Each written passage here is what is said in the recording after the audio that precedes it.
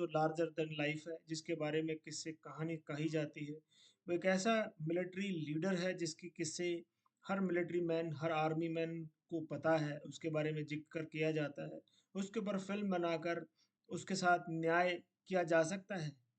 क्या उसके व्यक्तित्व को एक फ़िल्म में 2-3 घंटे में समेटा जा सकता है? क्या एक मिलिट्री लीडर की राजनीतिक लीडर के साथ सामंजस्य बैठ सकता है? नमस्कार, आपका अपने यूट्यूब चैनल सत्य खोज पर स्वागत है। मैं हूं नेहरा। अभी-अभी मैं फ़िल्म देख कर आया हूं, सैम बहादुर।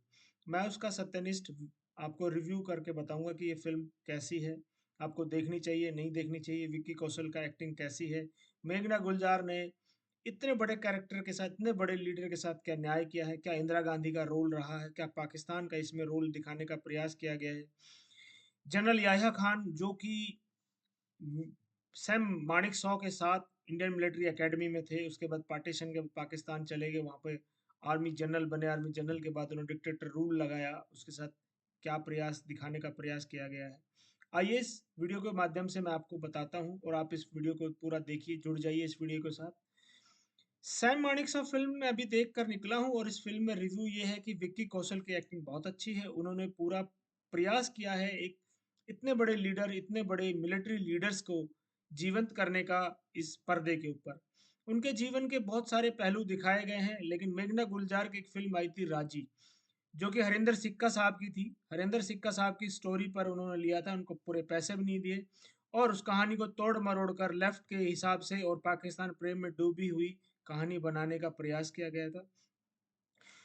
इस फिल्म में पूरी तरह लेफ्ट लिबरल का जो एजेंडा है वो चलाने का प्रयास नहीं हुआ है, कम हुआ है, बल्कि हुआ इसमें भी है। कांग्रेस और इंदिरा के पापों को व्हाइट वॉश करने का प्रयास किया गया है। साथ में याह्या खान को भी एक अच्छी लाइट में दिखाने का प्रयास किया गया है, जो कि डिक्टेटर था, जिनकी वजह से पाकिस्तान और साथ ही साथ बांग्लादेश के हिंदुओं पर अत्याचार हुआ था। क्योंकि अभी 16 दिसंबर आने वाली है, उसके ऊपर मैं एक आपको वीडियो बनाकर दूंगा 16 दिसंबर को क्या हुआ था। विक्की कौशल की एक्टिंग बहुत अच्छी है और मैं उस एक्टिंग से, क्योंकि मुझे उस विधा के बारे में कम ज्ञान है, लेकिन फिर भी बहुत बहुत अच्छी लगी है। याह्या खान सैम मानेकशॉ के साथ मिलिट्री एकेडमी में थे और उनको जब बॉक्सिंग एक मैच दिखाया गया है, जो कि एक रेगुलर मैच होता है, उसमें दिखाया गया है कि सैम मानेकशॉ ने किस तरह से याह्या खान को मुक्का मारकर नॉकआउट किया है, जबकि वो उस पोजीशन में नहीं थे, यानी जानबूझ के चीटिंग करने का प्रयास किया है। साथ ही साथ सैम मानेकशॉ को एक लाइट में दिखाया गया कि महिलाओं के साथ फ्लर्ट करते थे, जबकि रियल लाइफ में ऐसा नहीं था।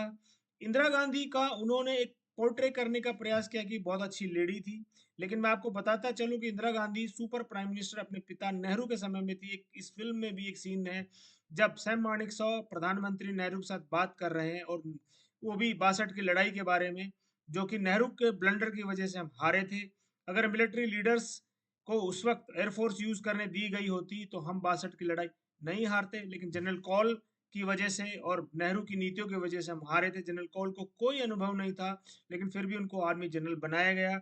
इसके ऊपर भी उनको दिखाया गया है, कुछ पॉइंट्स को करने का प्रयास, कवर अप करने का प्रयास किया गया है कि सैम मानेकशॉ और नेहरू बात कर रहे हैं और इंदिरा गांधी बिना नॉक किए हुए अंदर आ जाती है और जब उनकी बातचीत होती है तो सैम मानेकशॉ को बाहर जाने के लिए कहा जाता है। उसके बाद इंदिरा गांधी अपनी बात पूरी करती है तो नेहरू उनको वापस बुलाते हैं। ऐसा ही इंदिरा गांधी अपने व्यक्तिगत जीवन में सुपर प्राइम मिनिस्टर उनके अपने जीवन में भी रहे हैं। उनके पुत्र Sanjay Gandhi super prime minister थे, ये आप सबको विदित है।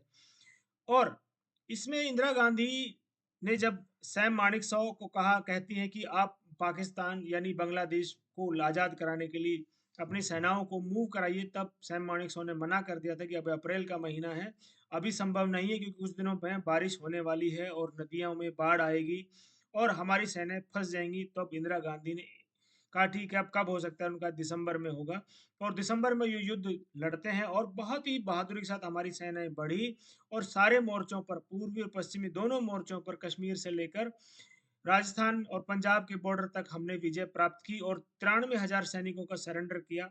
सैम मानेकशॉ वो चाहते तो वो सरेंडर की डॉक्यूमेंट ढाका जाकर खुद कलेक्ट कर सकते, परंतु उन्होंने अपने जूनियर में left major general Jagjit Arora को भेजा और उन्होंने उनको कहा कि वो जाकर इसको, इस सरेंडर के डॉक्यूमेंट्स को साइन कराएंगे। यानी सैम मानेकशॉ इतने बड़े लीडर थे कि उनको अपने जूनियर्स को आगे बढ़ाने में भी कोई डर नहीं था। परंतु इंदिरा गांधी ने इस बात का बदला उनसे सारी उम्र लिया और उनकी पेंशन रोक दी। जब फील्ड मार्शल बनाने में अड़ंगे डाले गए, पेंशन रोक दी गई और ताउम्र उनको परेशान किया गया। इंदिरा गांधी की मृत्यु के बाद भी कांग्रेस ने उनके साथ बदला लेती रही। उनकी पेंशन के ड्यूज, आप सोचिए इतने सालों के बाद, उनके रिटायरमेंट के बाद, जब हमारे मिसाइल मैन अब्दुल कलाम आजाद साहब राष्ट्रपति बने, तब उनको 1 करोड़ कुछ लाख का चेक उनको दिया गया था, परंतु तब तक वो बहुत वृद्ध हो चुके थे, उनको किसी काम का नहीं थे।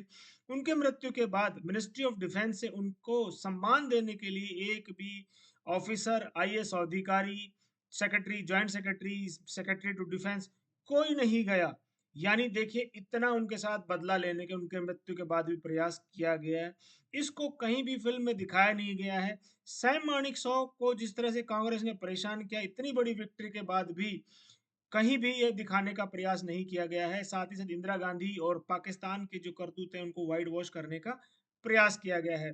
तो अगर मैं इस फिल्म का रिव्यू ओवरऑल करूं तो एक्टिंग बहुत अच्छी है, बहुत सारे पहलू को छुआ गया है, परंतु इंदिरा और कांग्रेस और पाकिस्तान के कुकर्मों को वाइट वॉश करने का प्रयास किया गया है। इस फिल्म को जरूर देखना चाहिए मैं कहूंगा, लेकिन मेघना गुलजार के साथ को भी ये कहूंगा कि लेफ्ट के आइडियोलॉजी और कांग्रेस की चाटुकारिता को छोड़कर सच्चे सत्यनिष्ठ तरीके से फिल्म बनाई जाती तो फिल्म बहुत खूबसूरत बन सकती थी। और जो चरित्र विक्की कौशल ने जिया है, ये बहुत और भी उभर के आ सकता था। तो पूरा वीडियो को देखने के लिए बहुत बहुत धन्यवाद।